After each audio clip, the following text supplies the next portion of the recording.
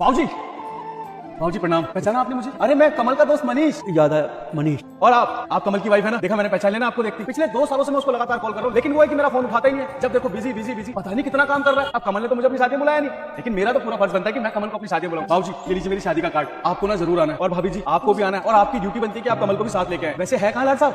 वो अभी भी बिजी होगा और कहीं काम कर रहा होगा, क्योंकि लाड साहब जो बन गए हैं। खैर कोई बात नहीं, अभी मैं चलता हूँ क्योंकि मुझे ना आगे के और भी कार्ड बांटने हैं। बाबूजी ये कमल फोटो, ये सब कैसे?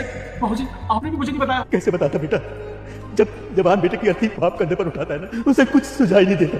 उसके आगे अंधेरा अंधेरा रहता है। बेटे बहू का चेहरा देखकर मेरा मन तक घबरा रहा था, किसी को बताने का मन ही नहीं किया। अभी तो पूरी जिंदगी पड़ी है।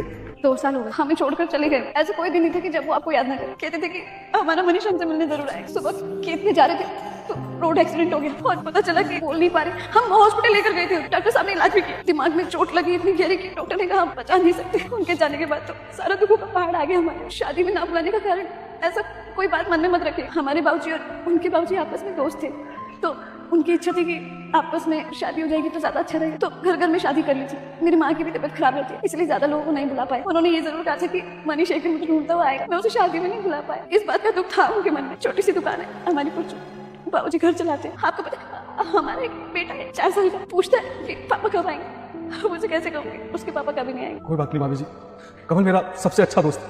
दोस्त क्या था, वो मेरा बड़े भाई की तरह। और शादी की बात तो ऐसी मजाक में मैंने बोल दी थी। होने को कौन नहीं टाल सकता भाभी जी। आपका एक बेटा चला गया, लेकिन दूसरा बेटा भी जिंदा है, और उसके होते हुए ना अब आपको कोई भी दुख नहीं देखने पड़ेंगे। अब आप दोनों को ना मैं संभालूंगा, और आपका जितना भी खर्चा होगा मैं उठाऊंगा। और आप ना नहीं करेंगी भाभी जी, वो मेरे बड़े भाई की तरह था। देखिए अब आपकी उम्र हो गई है, और आप कब तक ये दुकानों पर धक्के खाते रहेंगे?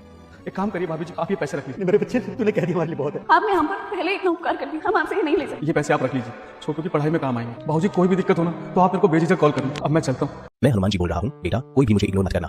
अगर एग्जाम में पास होना है तो इस वीडियो को लाइक और चैनल सब्सक्राइब करें। अपने मित्रों को शेयर करें और कमेंट में जय श्री राम लिखना कभी मत भूलना। क्योंकि मुझे बहुत दूर जाना। मेरी शादी में आशीर्वाद देने जरूर आना। मैं ना आप लोगों के लिए गाड़ी भिजवा दूँ, और किसी भी चीज की दिक्कत मत लेना बाबूजी। मैं चलता हूँ भाभी जी।